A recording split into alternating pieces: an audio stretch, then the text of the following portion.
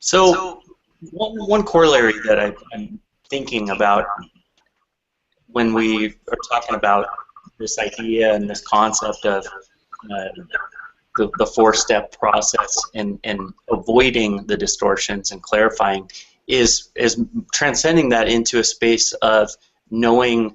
And you talk about this, I think, in your TED Talk, one of the TED Talks you did. You had mentioned knowing when it's okay to definitively say no and confidently say no based on knowing yourself. Can you expound upon that? Well, this is that fourth step I just talked about this unconscious or hidden limitation, right? The unconscious blockage that we have. And it's when you come to the realization of who you really are, what you can do, what you can't do, you can confidently recognize that and say, like a very clean example was before I said, I know that my expertise is not finance. You know, I have a general sense of it at best, but I have no depth in the areas. So I said, I noticed from working with hundreds or thousands of entrepreneurs that having the right kind of funding up front, having that leverage to have the financial capital you need to act with confidence and with certainty as you go forward is important. But that doesn't mean I'm an expert in finance. So if somebody asks me a question like, Joseph, how do I do this or how do I do that when it comes to that area? Or a legal question where I have even less competence. Even if I have an idea, which is a pure, ungrounded opinion, speculation, I have to recognize I'm not in a position to offer authority there. Now, if I can do that, and that's a starting point, I can maybe begin to recognize that for myself as well. I can begin to recognize where I'm full of it, so to speak. I like to say that when we're dealing with other people, we have an innate, incredibly well-tuned bullshit meter. We know innately when somebody else is just laying it on. Even if we don't know what they're talking about, we know that they don't know what they're talking about, right? When we look at ourselves, we become so skilled at deceiving ourselves, we start to not notice we're deceiving ourselves. But if we can do that, if we can recognize our limits, and this is the important point here, we can know where and when to say no, right? So if I'm that home builder and I want to build those custom, high-end, beautiful homes, and somebody comes to me and says, can you build me 25 track houses? I have this piece of property I want to develop, and I want to build low-income housing. I've got to be able to recognize in that moment, without thinking about it, without even to contemplate it, without figuring out if we can start another business, without any of that garbage, no, that's not what we do. That's not who we are. And when I do that, that signal resonates so powerfully for that person, it's clear to them, but more importantly, it resonates for me. It reconfirms in me the certainty that I need to be able to act in the sphere of influence where I want to make an impact, where I want to do things in the world. And from a sales point of view, an influence point of view, I always believe that a salesperson should know when the answer is no before the person they're trying to sell does. They need to be able to say, you know what, it doesn't make sense for us to do this. Let me not waste your time or mine. If things change, let's revisit this and come back together, rather than constantly trying to force that sale, make it happen, when it's just so much more valuable to use your time and your energy with somebody who's actually interested. Sure. Sure. So just to close that loop, I think a lot of that ties up this idea of propulsion systems, of rehearsing success, of what do I need to do next, of forward motion and forward motion of avoiding the pitfalls, whether they're external or internal distortions. So moving along the lines of sales and influence, one of the new things I noticed in your marketing is this idea of ethical sales, and this idea of that you get, and the topic of the title that we created was that you get what you negotiate. So can you talk more about this concept of ethical persuasion and you getting what you negotiate? Well, two things here. First of all, that title, you get what you negotiate for, I took from a guy named Alex Carras. who's been doing this for many, many years. He's the father of ethical negotiation, not necessarily ethical influence, but he has been teaching this and working with thousands of people around the world doing the work. So that's really his phrase, and I want to make sure he gets credit for it where it's deserved. The second thing is that in response to your question, ethical persuasion or ethical influence, ethical selling is the simplest thing in the world. And what I mean by that is it's just based upon, am I getting the other person, am I getting Mark, if I were talking to you, what Mark wants? Not that I'm not getting what I want. Not that I'm not going to make money on this sale. Not that I'm not going to be able to get the outcomes that I need as a businessman or as an individual. But am I delivering what you need as well in the interaction we're having? So to be very blunt about it and very exposed, if you will, I have no problem manipulating you in any which way I can to get you what you want, in a way that's fair, in a way that's justifiable, in a way that's balanced between us. I'll manipulate you all day long to get you what you want. Now, I also recognize that that's not going to work for either of us if I'm not getting what I want. Because if I get the yes from you, but it means I have to deliver in a way which is harmful to me, I'm going to then, whether I intend to or not, begin to look for ways to cut corners. I'm going to look for ways to build a little in for myself. I'm going to try to protect my position when I should have been doing that at the outset. So the ethical position is to ensure from the very get-go, as we begin our interaction together, that I'm making sure you get what you want and need, and that I get what I want and need to deliver it to you. Right? So every time we hold that in balance, that happens that way, all of the other conversations and issues that people have, as far as I'm concerned, around manipulation and influence and persuasion and ethics, they just go away. They don't exist anymore, right? And I learned this most probably importantly in my own home as a child growing up with my family, and then it was reinforced when I had my own family. How do I interact with my wife? How do I interact with my children? You know, because I want things in the world. I want the world around me to be the way I want the world around me to be. I want a certain level of comfort, and I want a certain level of ease. I want the things that show up in my life to be the way I want them to be. And when you're in a family, as you may know, you live very closely to one another, often for very intense and long periods of time. And in order for me to have what I want, I really need to attend to the needs of others. I really need to attend to how I'm interacting with them so that they're also comfortable. They're also getting what they need and want. And now that meshing occurs, and everybody walks away feeling good about having had the interactions they're having, right? So ethics is the easiest thing in the world as far as I'm concerned. The problem is when we get back into that loop of self-deception. And you know, my work, the core, the center of the work that I do and that we do as a company is just helping people to get clarity around this idea of perception, seeing things as they are and recognizing the effect it has on us as a person, what's happening inside me, what's happening in you, attending to the signals that are in the system as I like to talk about them, and really opening up this domain of perception, which is the skillfulness to stay present in the world and act decisively when opportunity presents itself. So I think right now I'd like to go back and revisit the topic that I started on about personal development. And you know, you had created the Mythos Self program, which I personally own and I've used and helped me immeasurably. I've turned on lots of people to it. Thank you. I didn't want to talk about it at first because we're talking about business and business development, but I personally think, and at creditpathway.com we certainly talk with clients if we can and when we can about this need to develop yourself and personal development as being the key to unlocking everything it obviously touches, because wherever you go you take yourself with you. So that being said, this idea and concept of embodied cognition and this idea that, you know, we're basically, you know, taught in school to be these walking, talking heads, and you know, these walking, talking heads are, you know, in terms of the portion of the brain that we're told to pay attention to is only a fraction of who and what we are. Can you talk about the mythos self, and I'd like to, as we close the interview, go into personal development and how this is so universally, fundamentally influential on someone's life as a whole?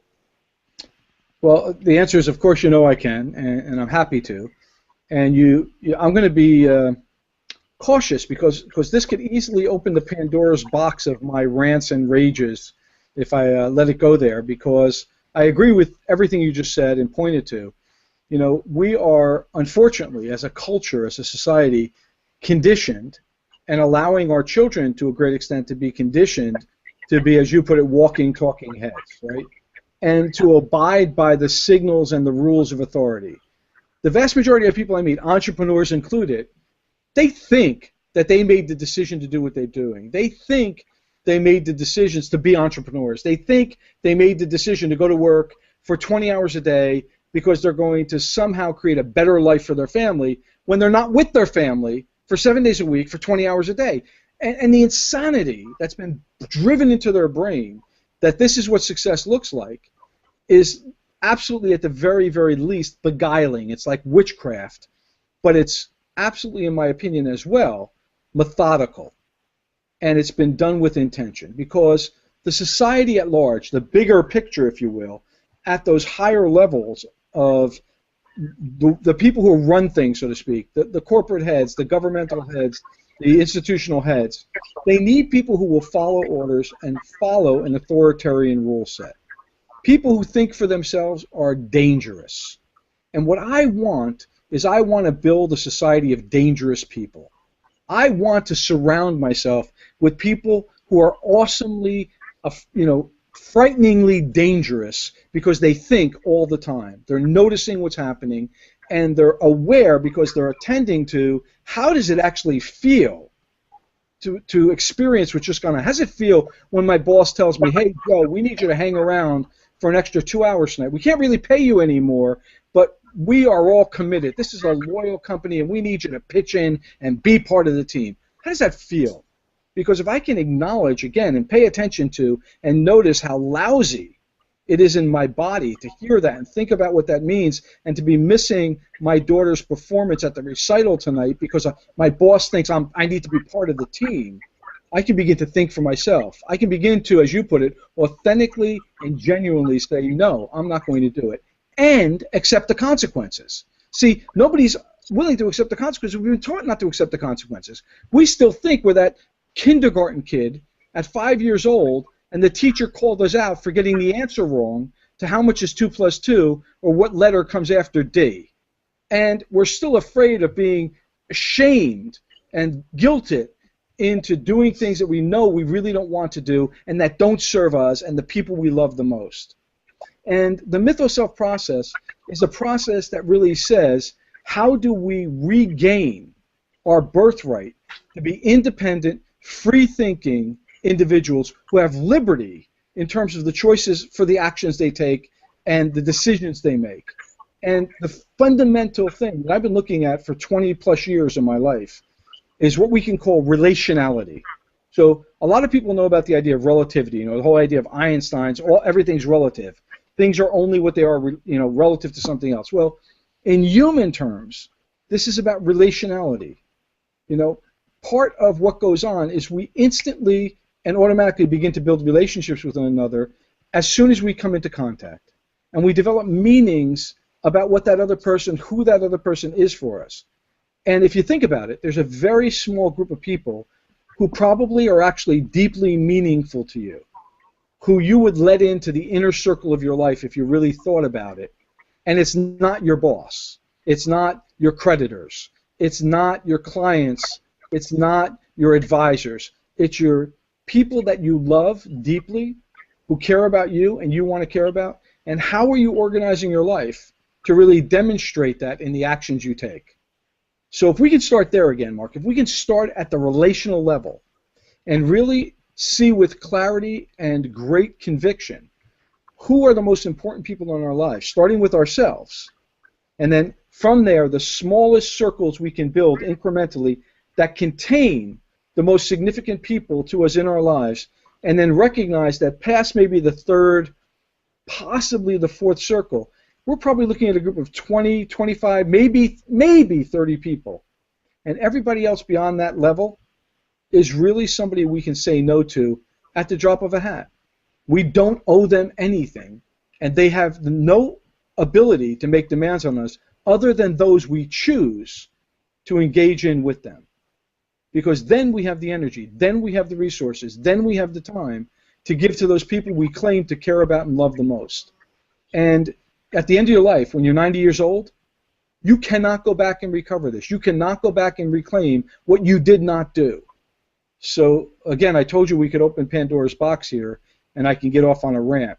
But if you want to ask me what I think the most important work I do is, it's really shaking people up that I work with and helping them to understand that why they do what they do is so they can be that person that they always dreamed they would be someday, and to have those people in their lives that they always dreamed that they would have in their lives, and be the person they want to be for those people first and foremost. Not because of what those people can give to them, but because of what they can give to those people that they claim to love. So in addition to going and buying your Myth of Self program, which I recommend anyone listening to this call go quickly and immediately do. In addition to using that program for, and what it does, just for the listeners, is it helps your mind program at the subconscious level how to become and how to be at your best. And you know, it's a hypnosis program, but it's a hypnosis program that's not going to bore you to death, and it's not going to make you feel like your life is you know, moving before your eyes at the speed of a turtle. But can you talk about practical steps that people can take to two points, take control of and you talk about the fact that you need to begin living your story versus the story that's been given to you. And then, of course, the subconscious, which is probably the byproduct of, you know, after you become the age of 5. I know that's a wide, rambling, wide question, but can you talk more about steps to take control of your own, as you call it, story? Well, the program that you're talking about, we call the Complete Package, TCP. And it's right. a series of 5 audio sessions, in essence, with some very, very customized, highly designed neurotronic music that's in the background that is designed to literally reshape your mind, to reshape the way you think and how you think. And the reason that it works, Mark, is because a lot of the stuff we're talking about is in that 4th step in the process of getting unstuck. So there's, you know, having an outcome that's worth going for, what do you need to do, how you need to do it, and getting past the unconscious limitations or the hidden limitations. Well, they're hidden, they're unconscious. And this program works at that unconscious hidden level. So when you ask about practical things someone can do to make a difference, if this stuff is hidden and unconscious for you, it's going to be very difficult to access it and to do anything about it. So you have to bring it out into the open. Now, there's a couple of ways to do that, and every one of them requires a level of commitment, right? The first thing that I recommend to everyone is that you should begin to seriously consider keeping a journal. Seriously consider, start taking notes about what goes on in your life and what's important to you. Now, I don't mean a diary where you write, at 8:05, I had a bagel with butter and a cup of coffee. That's not the kind of thing I'm asking you to do. I'm asking you at the end of the day to sit down while it's still fresh in your mind and write, you know, today some important things happened for me. I got this thing to occur, or I encountered somebody I hadn't talked to before and this happened, or I saw an old friend and I remembered the feelings. You want to begin to bring out of yourself an awareness, what's called reflection, about the way that you're experiencing your experience. And there's a lot of good material out there, books that you can read that will actually help you go through the process of becoming more reflective. But I strongly recommend the easiest way to do it is buy an inexpensive pad, sit down at the end of the day with a pen or a pencil, and write out your thoughts about what the most important things that happened to you in that day are. Now, do this without intention. In other words, you're not trying to accomplish something. Just write. Keep the journal. At the end of the first month of keeping a journal, the whole month, do nothing but keep the journal. And then, after 4 weeks of doing it, go back and scan what you've written. Take a look. Begin to look for patterns. Is there something that consistently comes up for you which you recognize is really important to you? Are there things that come up which are constantly getting in your way and you recognize are always there when you have a bad day? What are the patterns in your life? So as you begin to make yourself more aware of what the patterns are, you'll begin to catch them as they're happening. You'll begin to, in the moment, be able to do something about it rather than after the fact being in that position where you think, oh shoot, if I had only thought about this then, I could have said that. You'll be able to do it in the moment, right? So the journal becomes really a life-fulfilling way of getting in touch with yourself outside of what you can access consciously. And that's the way you do it. You go back, as I say, after the 4 weeks and begin to look and search for patterns of what's most important, right? And you want to keep a journal for a minimum of 6 months. Now, that's why I say a lot of people are just not going to be willing to make the investment. They're not going to do what it takes. But if you want to shape your own mind, if you want to take back control of your mind, you have to find out what was put in there. Because in 6 months, you're going to start recognizing and realizing you're responding to things and you're doing things that you don't believe in. And you're going to recognize that you heard these things when you were in 3rd grade from Mrs. Jones, or that your next door neighbor used to say this and tell your mother how you should behave, and it went in there somehow when you weren't paying attention. Or well-meaning people around you, your mother, your father, your brothers, your sisters, your aunts, your uncles, whoever it might be, who cared about you, put a lot of ideas in your head that you didn't even recognize were going in at the time because you had that little soft brain and skull and mind and everything seeped in easily when you were 4 years old and 5 years old, but it got in there deeply. But in 6 months, your journal will begin to reveal to you the stuff that comes out of you, the way that you respond, what you respond to, that's out of your control because it got in there when you weren't looking, so to speak. And this, for me, is probably one of the most important things that we can do.